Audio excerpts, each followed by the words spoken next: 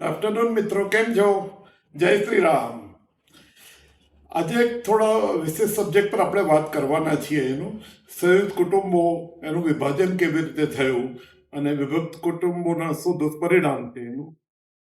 આજની જે વાતચીત છે ડૉક્ટર અંકિત શાહ, જે અમદાવાદના ચાર્ટર્ડ એકાઉન્ટન્ટ અને જીઓ પોલિટિકલ એક્સપર્ટ છે, એમના વિચારો પર આધારિત હશે. એટલે ફૂલ ક્રેડિટ ગોઝ ટુ હિમ. એમનું જે કંઈ એનાલિસિસ છે એના માટે આપણે શું જાણીએ છીએ કે ભારતમાં તો પહેલા સંયુક્ત કુટુંબ હતા, પણ આખી દુનિયામાં પહેલા સંયુક્ત કુટુંબ હતા અને એને સિસ્ટમેટિકલી તોડવામાં આવેલા. વિચાર કરી અમેરિકાની અંદર જેવી રીતે આપણા કલ્ચરની અંદર છે કે ભાઈ સ્ત્રીઓ ઘરે જ ખાવાનું બનાવે, ઘરે જ દવા બનાવે, એ સિસ્ટમ આખા દુનિયામાં હતી. એને કારણે શું છે કે માર્કેટ પ્લેસ ઊભું થતું નહોતું. માર્કેટ પ્લેસ ઊભા કરવા માટે એ લોકોને સ્ત્રીઓ નડતર રૂપ લાગતી હતી, કારણ કે એ ખાવાનું બી બનાવે, કોઈ બીમાર પડે તો દવા બનાવે, હોટલની જરૂર ના પડે, હોસ્પિટલની જરૂર ના પડે, દવાની જરૂર ના પડે, કશાની જરૂર ના પડે. એટલે એ લોકોએ સ્ત્રીઓને વીચ હન્ટિંગ કરીને સ્ત્રીઓને મારવાની શરૂઆત કરી. અને વીચ હન્ટિંગ એટલે આપણે સાદી ભાષામાં કહીએ તો એનો જે આપણે ડાકણને ગામડાઓમાં ડાકણ સમજીને સ્ત્રીઓને મારવામાં આવે છે. એટલે એ ડાકણ કરીને સ્ત્રીઓને મારવાની શરૂઆત કરી કે જે સ્ત્રી ઘરમાં ખાવાનું બનાવે રેગ્યુલર બેઝિસ પર, અને જે સ્ત્રી ઘરમાં દવા બનાવે એ વીચ છે, એ ડાકણ છે, એને માર.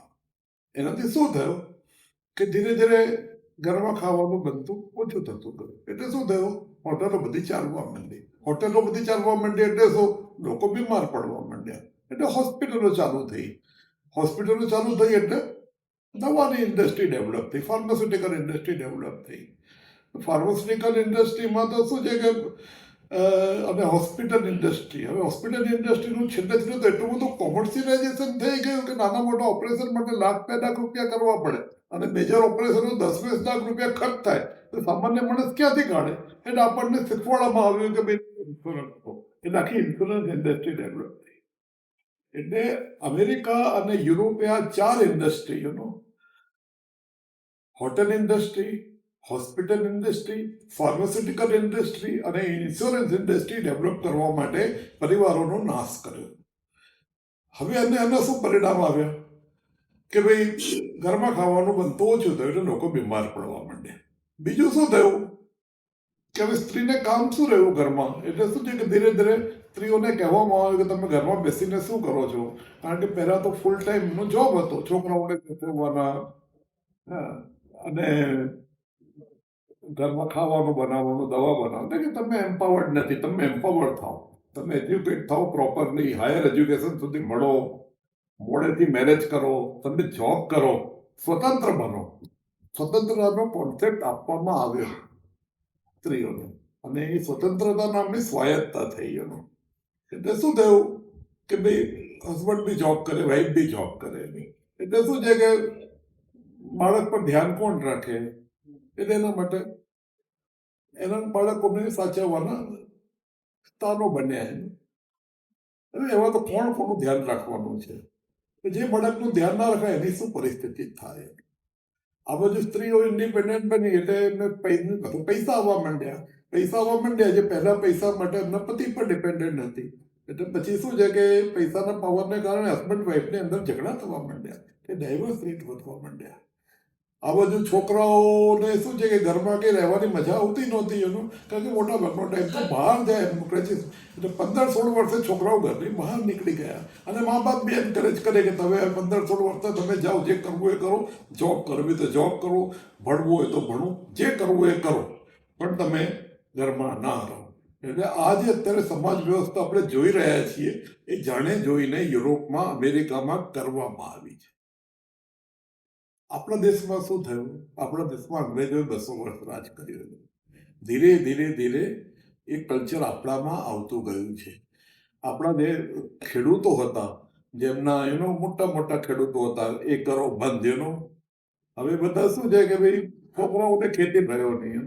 છોકરાઓને ખેતીમાં ઇન્ટરેસ્ટ રહ્યો ને, છોકરાઓ કે હવે તો નોકરી કરીશું. અને ખેતરના ભાગલા કરવામાં આવ્યા. ખેતરના ભાગલા કરો એટલે બધી ખેતરની પ્રોડક્ટિવિટી ઓછી થાય. પછી શું છે કે ખેતરમાં ખેતી કરવાની એટલી બધી એફિશિયન્સી આવે નહીં. 4 છોકરા હોય તો 3 છોકરાઓ પોતાનો ભાગ લઈને જતા રહે અને અને ચોથો છોકરો જે છે એ ખેતી કરે એનો. એટલે શું છે કે બધી બાજુ પ્રોડક્ટિવિટીનો લોસ. આવું છે કે 3 છોકરાઓ ગયા તો ખેતરની કોઈ પ્રોડક્ટિવિટી રહી નહીં એનું. હવે જે 3 છોકરાઓ ગયા એમને જોબ મળી, એટલે હવે જોબ મળી એટલે હવે એમને રેન્ટેડ ઘરમાં રહેવું પડે. એટલે રેન્ટ પોસાય નહીં, ભાડું પોસાય નહીં. એટલે પછી એ આખું ઘર બનાવી એટલે પછી બેંકોમાંથી લોન લીધી. આખી જિંદગી લોન ભરે અને પોતપોતાના ઘરની અંદર રહે, લોન ભરે. એમના છોકરાઓ થાય, એમની વાઈફ જોબ કરે, હસબન્ડ વાઈફ કરે, જે ઇન્કમ હોય મોટા ભાગની એ લોનો ભરવામાં જાય. કારની લોન અને ઘરની લોન ને આ બધી લોનોમાં ભરવામાં જાય. છોકરાઓ પર શું ધ્યાન રખાય જો બંને જો જોબ કરતા હોય તો એનું.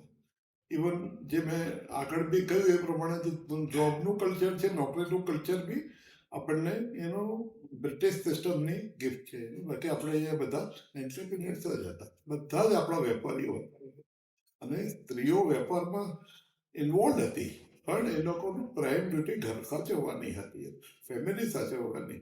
છોકરાઓને સારા સંસ્કાર મળે, સારું શિક્ષણ મળે, ઘરના લોકોને વ્યવસ્થિત પૌષ્ટિક ખાવાનું મળે, ઇવન ઘરડાઓની પણ પૂરું ધ્યાન રખાય, એમને જે કંઈ એમની જરૂરિયાતો પૂરી થાય એ પ્રમાણે સ્ત્રી આખા ઘરનું સંચાલન કરતી હતી. એમ હવે એ સિસ્ટમ તૂટી ગઈ કારણ કે સ્ત્રીને એમ્પાવર કરી. સ્ત્રીને કહેવામાં આવ્યું કે તું તો એનું એમ્પાવર્ડ નથી, તું તો ઘરમાં બેસી રહે છે, તારું કોઈ કામ નથી એનું, કારણ કે એનું ખાવાનો રોલ લગભગ પૂરો થઈ ગયો એનો, દવા દારૂનો રોલ લગભગ પૂરો થઈ ગયો એનો, છોકરાઓ સાચવવાનો રોલ લગભગ ઓછો થઈ ગયો કારણ કે એમને બહાર મૂકવામાં આવ્યા.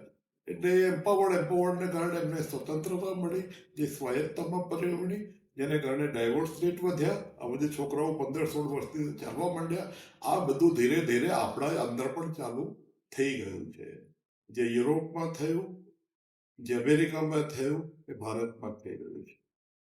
હવે એના શું પરિણામો છે? ચલો ઠીક છે, આપણે માર્કેટ પ્લેસની વાત કરીએ કે આજે 4 ઇન્ડસ્ટ્રી ડેવલપ થઈ: hotel industry, hospital industry, pharmaceutical industry અને ઇન્સ્યોરન્સ. એ બધી આ રીતે કરવામાં આવી. સંયુક્ત પરિવારોને તોડીને કરવામાં આવી, સ્ત્રીઓનો છીનવીને કરવામાં આવી. હવે એના શું પરિણામો? છોકરાઓ પર શું અસર થાય? છોકરાઓ પર ફૂલ ટાઈમ એટેન્શન ના અપાય તો છોકરાઓનો માનસિક વિકાસ, ઇમોશનલ ડેવલપમેન્ટ પૂરું થાય નહીં. ડૉક્ટર અંકિતાએ એક એવી રિસર્ચ કોટ કરી છે કે જો જે છોકરાઓ એમના દાદા દાદી કે એમના વડીલો સાથે રહે છે, એમનો ઇમોશનલ કોશન્ટ બહુ હાઈ હોય છે. જેમનો ઇમોશનલ કોશન્ટ હાઈ હોય છે એમની જિંદગીમાં નાની મોટી નિષ્ફળતાને પચાઈ જાણે, એ રેઝિલિયન્ટ હોય, એ ગભરાઈ જતા નથી, એ કોઈ ખોટું સ્ટેપ લે નહીં, ગભરાય નહીં, ફાઇટ બેક કરે. પણ જે લોકોનું ઇમોશનલ કોશન્ટ ઓછો હોય, ઇમોશનલ મેચ્યોરિટી ઓછી હોય, એ નાની મોટી તકલીફ હોતી હોય, એકદમ ગભરાઈ જાય. અને આપણે શું જોઈ રહ્યા છીએ? આટલા બધા સુસાઇડો, ડિપ્રેશન, આ તે બધું એનું પરિણામ. એટલે જે સંયુક્ત પરિવારો તોડવામાં આવ્યા એ આપણે આ પરિણામો સુધી આવ્યા છે કે આપણા છોકરાઓમાં બધા પ્રોબ્લેમ જોવા મળે છે. હવે ફોર્ચ્યુનેટલી શું છે કે સનાતનનો વેવ ફરી શરૂ થયો છે. બીજેપી ગવર્મેન્ટે એની પર ધ્યાન આપ્યું છે, રામ મંદિર બન્યું છે અને એની ગૌરવ ગાથા ગવાઈ છે. તો હવે એ સમય આવી ગયો છે કે આપણે જૂના સંસ્કારો પર પાછા આવીએ.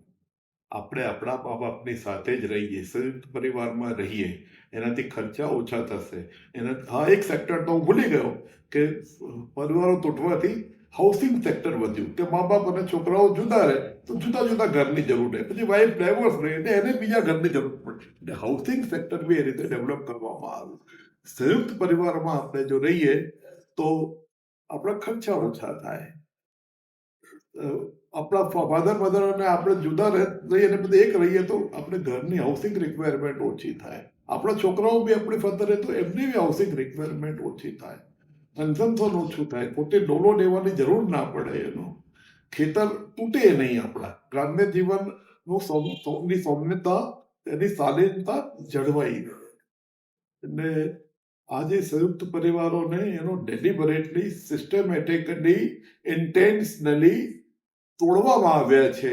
અમેરિકા, યુરોપમાં, એવી રીતે ભારતમાં પણ તોડવામાં આવ્યા છે. આપણે જાગૃત થઈએ એના પ્રત્યે. જે કંઈ આના માટે કરી શકીએ કરીએ. સંયુક્ત પરિવારની તાતી જરૂરિયાત છે.